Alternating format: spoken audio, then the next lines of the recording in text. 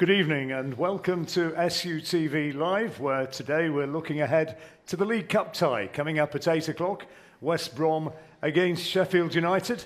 And joining me to talk our way through to this, as ever, Kevin Gage, who's going to be commentating as well later on, and Derek Geary, Academy Manager.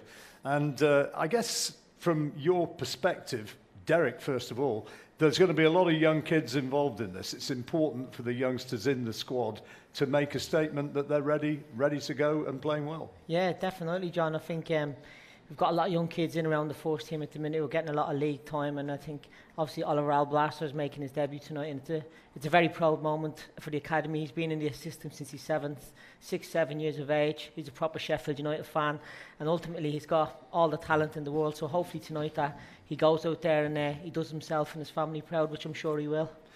Cup ties, Kevin.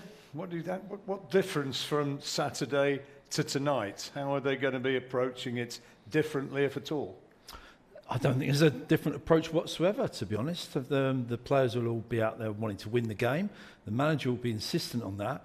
But there is another side to it, because as Derek's picked up on, there is an opportunity for the younger members of the squad and some of the squad players to get a shirt, play really well, and kind of force their way, if not in the team, to be forcing on the bench, if nothing else. Yeah. Really good opportunity for some of them, and some of them deserve it for their pre-season performances. People like our Blaster, who was brilliant at Burton, really, really top class. So it'll be interesting to see him alongside Oliver Norwood, very similar players, and it'll be a good comparison. And Derby County lying in wait as the reward if they can get a win tonight. Yeah, I mean, let's be fair, I don't think we're going to win the Carabao Cup, but it would be nice to progress, maybe, win tonight, go to Derby, maybe win there. If we can have 3 or 4 games, a little run of games in this competition, these players we're talking about, the Arblasters and the Jebbersons and the Osulas and people like that, they get more game time in the first team, which can only be good for their development. So very much useful rather than an encumbrance. Sometimes people suggest that if you have a run in this, it gets in the way of league priorities. But from what Kevin's saying there, it's something which is important for the squad and important for the club. Yeah, I totally agree with what Kevin says there. Winning's a habit, and it gains momentum, and it's important that you do go out with that winning mentality. And I think it gives the young kids a chance to go and play and perform and show what they're all about, and they're a product of the academy, which is good for us as well. But I think, like Kev says, winning's important, and it builds momentum, especially after Saturday. Well, I think the important thing and what people are going to be waiting for now is the Sheffield United team news. We've got the team, and here it is. Well, talk us through this one, Kevin and Derek. There's youngsters aplenty in there. 5 changes from the team that beat Millwall. Yeah, it's a surprisingly strong team, to be honest. I wouldn't have been surprised to see a lot more changes. So we've got some of the first team regulars in there, obviously, in Flecky and Norwood and John Egan, etc. Very, very interested to see how McAtee does, of course. Kedra, he needs games because he apparently hasn't had many pre-season games at all at Brighton, so he'll need a run of games. But really, really excited to see, as I say, McAtee, Kedra, Arblaster coming into the side. It's a strong team, and it's a team that Hecky will want to go out and win the game. I must confess, I've never seen McAtee play. So, I've heard the reviews, I've heard the word, I've heard the buzz, but I've not actually seen him play, so it's going to be exciting to see what he can produce this evening. Yeah, he's quite a talent from all accounts. I'm a bit like you, John. I've only ever seen him play a few times, but he's clearly got the skill and the talent. He trains with top players at Man City at their first team every day. I know Pep Guardiola rates him very high, so it's a real coup for us to get him in the building and nurture this talent along. He's an attacking midfield player, isn't he? Yeah, he's certainly a creative midfield player. They call him the Salford Silva, as in he comes from near Manchester, and they liken him to David Silva, which is not a bad comparison, is it? Because I think he's left-footed, he glides around with the ball, he's got a goal in him, he creates things, as we say. He's a kind of a proper number 10, isn't he? Yeah. He's not a striker, he's not a central midfield player, he's a kind of left-sided in that left channel. He'll drift about and as I say, get goals and create things. Hecky's gone on record this week saying that in an ideal world, he'd like to see Sanderberg stay at Bramall Lane, although, again, there's the speculation that he's going to be going at some point if some big offer comes in. But I guess McAtee being there gives them important cover if indeed he does have to leave. Yeah, well, we seem to be blessed with these creative number 10 type players. I mean, we've got Illiman and Jai, let's not forget him. Yeah, I mean, absolutely. he started the season on fire, and he started it the way he finished it last season. So with Njai, Kedra, Berger if he stays, and then McAtee coming in. We've also got Tommy Doyle, who I'm pleased to see on the bench. We haven't even mentioned this season because he's been injured, so maybe he'll get some minutes today. And he's another good attacking midfielder. Not quite in the same mould as McAtee, but he's a bit more box-to-box. Grandson of Mike, who was a player up there when I was a little lad. You know, so the lineage continues. We've got some fantastic young players, though, in our squad, haven't we? We've got a big squad when everybody's fit. And when you look at the young players coming through, Derek, I mean, you've been involved with a lot of them. There's some of the names involved. And just about, I mean, every one of them up there, there's interesting possibilities about how they're going to progress through the game. Yeah, it's amazing really just looking at the potential in them young kids, and it's not just them, we've got younger ones coming through as well. Is enormous really, and I know I've said it's a massive credit to the academy and not just the players. These kids are not diamonds that just land on our lap, John. It's a lot of hard work. They're in the half. These kids we've had in at 7:30 in the morning in the indoors doing work, and they're a product of the environment and the hard work that goes on there. It's a massive credit to the staff there that do work with them. But as you said, Corbyn's played a few games in the championship. Illiman can go as far as he wants. Blaster, we believe, can go to the very top, and obviously you got Willis Sewell and Jebison coming through. So it's exciting, and it's a really proud night for myself. And these guys are at a formative stage of their careers, aren't they? So it's not just football, it's having the right people around them to instill the right habits and make them good professionals. Yeah, I think that Derek's part of a fantastic academy we've had at Sheffield United. Yeah, and I mean, Hecky got the job, if you remember, last season. And it was all about this is the way the club's going to go. We're not going to be buying £20 million players anymore.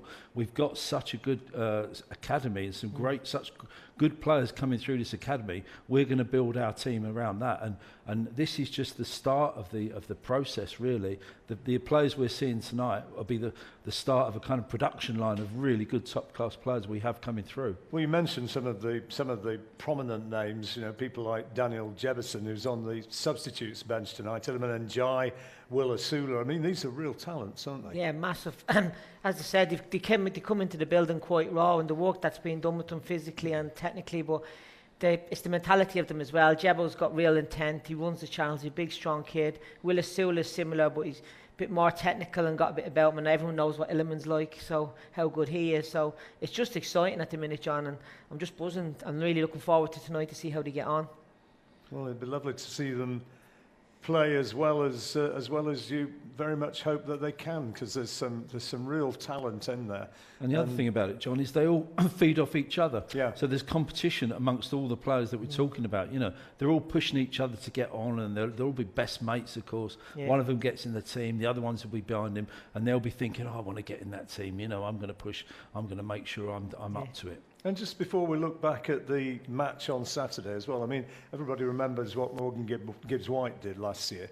McAtee coming in, if he can thrive and prosper in that manner, I mean, that's going to be a huge boost to his career. Well, yeah, I mean, Gibbs-White was incredible. He was sensational. Let's not make too many bones about it. You know, he's turned into a 40 million pound player basically in a season at Sheffield United. So they're big boots to fill. So let's not put too much pressure on him. But with Illiman and Jai, you know, will step up because Morgan Gibbs-White's not there anymore. He's looking like he's the one who's going to step up and take that mantle, maybe. He'll miss Morgan, won't he? They were big buddies, weren't they, Illiman and Morgan? They were always hanging around each other around the training ground and that. And I think when you see them playing together, you could see that connection with them on the pitch, and that followed off the pitch as well. Well, more about what's coming up tonight in a minute or two, but let's look back now at what happened on Saturday. Millwall, the visitors, United, a good home win, and these were the highlights. Sound of the greasy chip butty song echoes around Bramall Lane for the first time this season. Norwood has gone for goal here. Here's Njayi, and he fires it in. Hilleman Njayi, an electric start to the campaign. Drove into the area, and he fires the blades into an early lead here at Bramall Lane. Berger, away from his man. Berger at the byline. Balled up, brilliant move this. Almost came to Rian Brewster. Balled up. Mahodic is bursting forward here. Still comes to the Bosnian, who gets his shot away. And a second attempt as well. What can United do here with Fleck? Turns it into a really good area. Here's Berger around the keeper, Sander Berger. It's in. It was a really tight angle, but the Norwegian has finished well, and Sheffield United have doubled their advantage. Brilliant start to proceedings for the Blades. They lead by 2-0. Lovely turn from Njayi. Here's Brewster. Baldock's cross, and over by Fleck. Still Brewster. Needs support here. Might go himself. Brilliant run this from Brewster. He goes down. It's a penalty. Here's Norwood. Saved again, this time by Biakovsky. Njayi for Oliver Norwood. From distance. Dipped. Norwood for United. Lifts it into the penalty area. And Baldock controls it well. Rolls it back for Osborne to shoot. Jefferson leaves it into the path of Berger. Sharp's got his arm raised in the area. Berger looking to find Billy Sharp. Put the defender under pressure, who did well. And there is the full-time whistle. United are off and running in the Championship. So United up and running, and we'll get a bit more about that and reaction from the guys here in the studio in a moment or two. But immediately after the match, this was the reaction of Anel Mahodic. I think we go out there with a lot of energy the first half. We create a lot of chances. I think the first half we should have scored 4 or 5 goals at least. Second half we go out not as good, but we defend good, and they're a tough side. A lot of set pieces, but we trained that, and we defended it very well. From a personal point of view, a clean sheet and some good work going forward as well. You must be pleased with your debut? No, I'm very pleased with the clean sheet, but I'm not pleased with getting some points today in my name. Tell us about the Bramall Lane experience. That was your first taste. How much did you enjoy that? It was amazing. You know, the atmosphere is great when you can't hear each other on the pitch. It's a back three that you're playing alongside, which is the first time I think you've played together in a competitive game. So tell us how you all knitted together today. No, I think it was very solid today. I don't think they had any chances. They had a half chance at the end, but we kept it very compact and kept it clean at the back. Yeah, there was a lot of possession for Millwall in the second half, a lot of balls into the box, but I don't think West Brom had a save to make. No, it was like I said, very solid. Well, new signing from Malmo. He made a good impression, didn't he, Kevin? Oh, it was one of the, if not the best debut I can remember, to be honest, in years and years. I mean, I'd been raving about him pre-game and most pre-season, having seen him in the pre-season games, and I'm just pleased he lived up to the billing, because I mean, he's like Basham on steroids or something like that. You know, he's an amazing footballer. Not just the way he gallops forward and joins in, which we all thought Basham was unique, you know, in doing. But his defensive work was superb as well. He's made some crucial interceptions and won some great tackles. Just the complete all-round defender. And a bright lad, good communicator. I reckon the United faithful are gonna like him. Yeah, definitely. I think they'll definitely take him. He's endurance up and down the wing. He's quite robust, and I think, like Kev said there, I think last season when Bash was injured, we were quite missing. It's almost though there's a big hole left, even though somebody was filling in. I think he's a proper replacement for Bash, and it's a proper competition as well, so I think it's quite strong down the right hand side now. What did you think of the United performance? I mean, first half looked terrific, but overall, what were your thoughts? Well, it was a more than comfortable 2-0 victory. It was probably more like 3-4-0, to be honest. Because, yes, Millwall came back into the game second half, but we kind of just did what we had to do. We didn't need to throw men forward. We did occasionally when the opportunity was there, but we didn't need to press forward too much. Millwall never really troubled us at all, and our defence stood very, very firm at the right time. So commentating on the game, watching the game, and never felt in trouble whatsoever in that second half. And nice to get the points in the bag and be off and running, and here we go. Yeah, I think they needed to get the win, the most important thing. Like Kev said, first half really good, second half probably a bit not as good as we wanted, but I think it's a start and it's a chance to gain momentum, especially tonight, and then obviously moving on to Middlesbrough on Sunday. Yep, we've got some big games coming up. Let's take a look at the matches that you can look forward to on Sunday, as you say. United in action against Middlesbrough away. We're on air from 1 o'clock. And then that follows on Wednesday, match against Sunderland, 8 o'clock kickoff. That's here at the Lane. Be a terrific atmosphere for that one, I'm sure, because Sunderland always have a big following. That's one to look forward to. We'll be on air for that one from 2 o'clock. And then we finish with the Blackburn Rovers match.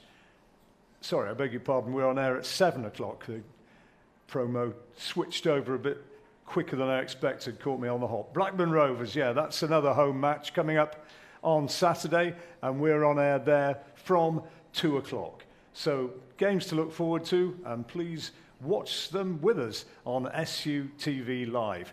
Well, let's go back to the team news again now, and this is the West Brom lineup.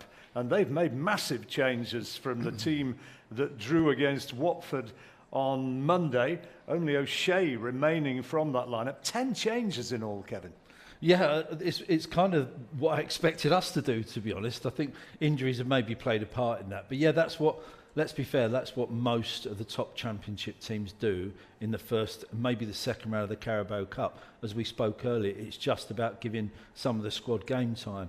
Maybe with one eye on whoever they're playing at the weekend as well. Maybe that's come into Hecky's deliberations when he's picked his team today, because there may be, I fully expected maybe Jefferson to play today, but maybe he's got planned for him to play on Sunday. You just don't know what the manager's thinking. And Steve Bruce will, as you say, Steve Bruce is going to have exactly the same sort of set of thoughts as Hecky. He's looking to keep his squad involved and bring forward young talent, and this is what it's all about with the 10 he's named. Of course, and it gives certain players game time. Just looking at their team there, John, they've got like Adam Reach playing, Cole Bartley, who I played with here at stage. So they've got some good players there, and it's a real strong squad, and they'll be expecting to push as well this season. So it's a good chance for us to test ourselves against them tonight. Right, just a reminder of the Sheffield United team once again, and 5 changes there, Kevin, from Saturday's match. And interesting names on the bench. There's a very strong bench there. You said you thought it was a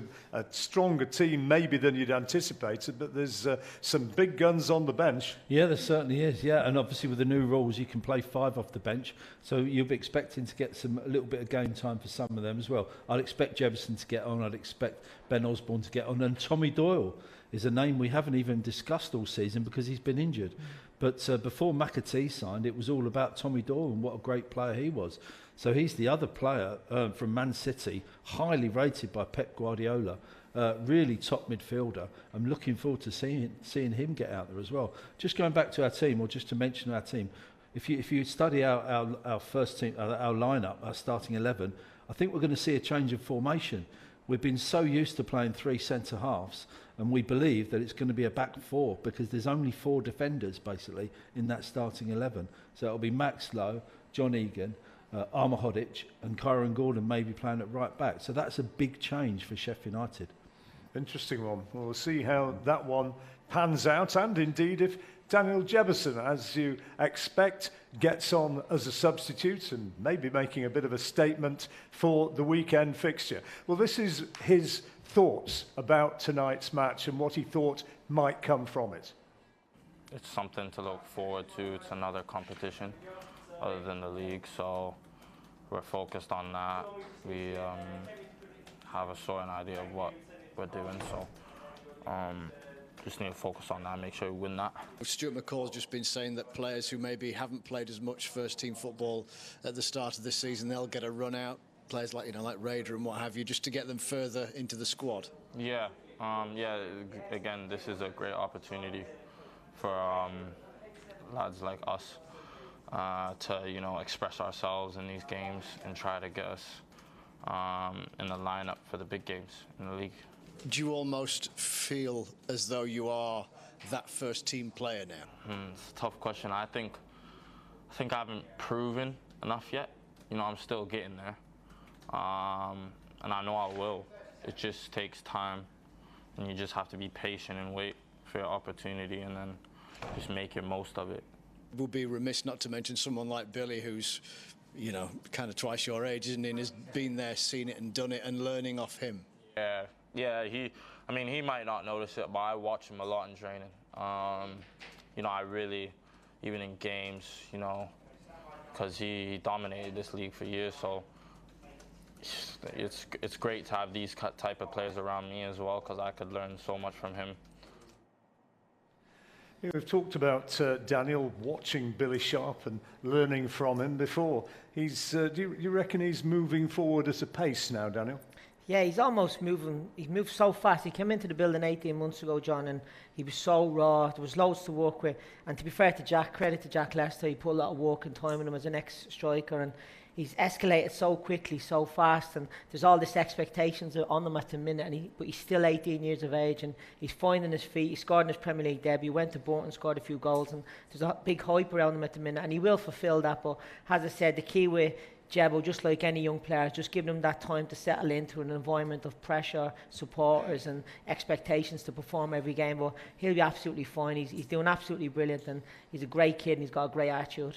So Kevin, we're going to lose you in a moment or two as you wander off to do commentary on tonight's match. What do you expect? Sheffield United going to win this one? Oh, put on the spot again. Well, I hope we win it. I'd like to see it progress for all the reasons we spoke about earlier. I think it's going to be a score draw, and it's going to be a score draw at the end of extra time, and we're going to win 7-6 on penalties. So we're in for a late night, boys. What time do you reckon we're going to leave here? We will see. That's all to come, and we'll enjoy your commentary, I'm sure, Kevin. And when the players were gathered and looking ahead to the weekend, we also heard from Stuart McCall giving his thoughts at the pre-match press conference about what might unfold. I saw them last week up at Middlesbrough. They didn't, first half they weren't, you know, really at it, you would say. I think Steve must have got into them in the second half. They were a lot better and deserved the point up at Middlesbrough. So, yeah, but again, just like you look at their bench last night, and they'll have players that'll come into the squad which probably won't make them that much weaker. So they've got a strong squad as well. Is it fair to say, kind of at the League Cup in the first round, there's less magic, but it's an opportunity for all football clubs really to see what the squad they've got? Yeah, it is. And there'll be lads, you know, we've mentioned 4 or 5 of them were desperate to get up and running for the club. You know, the new lads that have come in, desperate to be involved. And they saw the standard on Saturday, you know, much improved from the previous game against Watford. And you know, we're looking, you know, strong in the fact that hopefully we've got nearly in every position 2 people for every position. So, you know, it's just about pushing each other on, being the best you can be. When you get your opportunity, go and take it. And for the newer players, maybe enhancing the winning culture. Yeah, that's what it's about. You know what I mean? I used to hate losing the toss, and I mind losing the game. So it's in anything you do, you want to be a winner. So that'll be no different on Thursday night, you know, because it's a cup game and whatever it may be. We're going there to win, and the lads on the park will know, you know, and no doubt it's what we're down there for. We want to win the game and progress. Stuart McCall there, very much a wise owl in that training setup at Brummel Lane. Some of the younger viewers maybe don't remember him as a player, but I mean, he was a hell of a player, Stuart, wasn't he? He's got so much to pass on. I mean, if he can bring that sort of talent and commitment that he had as a footballer into the squad he's working with, I mean, he's some man. Yeah, he's had an unbelievable career. Now, he won a lot of leagues at Glasgow Rangers. Played at Everton for a bit, and he had a real good back end to his career here, which I played against him at times for Sheffield Wednesday. And when I came in, he was assistant manager, and he was a top coach. But more importantly, he's a great man. He's very humble in what he did in his career, but he's very knowledgeable, and he will talk to you about his experiences and that. And the lads can feed off him, and he actually moves better now than he did when he played, which is a strange thing as well. But It's the ability to communicate. I mean, Hecky's clearly got it. You have with the youngsters. Stuart as well. That's so important in coaching, isn't it? of course it is. Like these young kids that are playing tonight, Eki and Jack have played a massive part in that. They were around the academy and they helped coach them and develop them and that. And the communication that they do have with the players, and the players do recognise that Eki, Jack and Stuart have had such a great career, and they do respect that, and they do ask questions and they do feed off that. So for them young players to get that experience and that type of coaching, I think it's tenfold for them moving forward. And credit to, as I said, Maka, Eki and Jack. They've done unbelievable with them, and they deserve all the credit they get. It strikes me that when you have new people coming in, new players coming in, maybe short of first team experience, but they're all so aware of what their role is because they've grown up together, they've worked in this coaching setup, so they know precisely what's expected of them. There's never seems to be a case of putting square pegs in round holes. No, and it's credit to Eki, he knows exactly what he wants. These young kids, when they're coming through from us into the first team, they know the expectations of Eki and what he wants, and he's pretty clear in his communication with them. And Calvin previously worked with them for 2-3 years. I think it really helps them where they settle in quickly, where they're not trying to impress Eki. Eki knows everything about them, and the expectations from us is to give Eki the ones that he expects to come through. So they're fitting into a team and playing within that team rather than going out thinking, right, tonight I've got to look like an absolute world beater because this is my big opportunity. They just play their role. Exactly, yeah, and I think with that, they'll get more respect from that. The most important thing for me, John, as a young player going up to the first team, you got to earn the respect of the first team players first and foremost. They got to see that you're a good footballer, and they got to see that you can handle the football. And I think with the likes of Jebo, because of his big strong pace, Willis Sula with his skills, Illiman with his skills, and now Blaster who's going to come through to the fore, they can all deal with the football, and with that they get respect of their teammates, and they just fit in seamlessly where they don't feel they over have to impress because they've got that respect.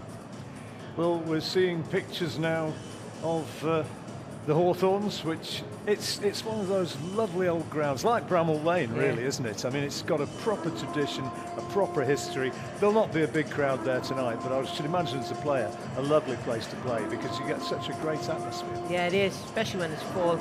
It's a bit like you said, a bit like similar to Bramall Lane, a bit of an old type stadium where the fans are proper on top of you, and when it's full, it can be like Bramall Lane, quite hostile. I know as a broadcaster and as a reporter going there, it was one of the places where they really made an effort to give you a great welcome and be a really nice, friendly club. And I've always thought West Brom was very much that. Anyway, tonight we don't want them to be too friendly, or maybe we do. We want them to be so friendly they're going to give us a win. Let's hope so. And we can cross over to our commentators now for our League Cup tie this evening. West Bromwich Albion against the Blades. Here's Kevin Gage, and first of all, as ever, the voice of Matt Young. Thanks, John. Two teams tipped to do well in the Championship